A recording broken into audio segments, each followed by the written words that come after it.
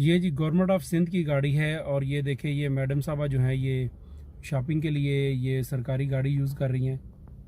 ये देखें आवाम के टैक्स का जो पैसा है ये यहाँ पे ज़ाया हो रहा है। ये देखें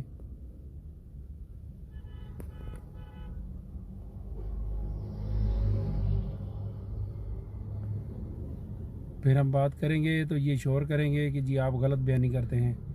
आप अपनी आंखों से देखें कि टैक्स का पैसा जो है ये सरकारी गाड़ियों में पेट्रोल हमारे टैक्स से डलता है और ये शॉपिंग के लिए यूज़ हो रही हैं।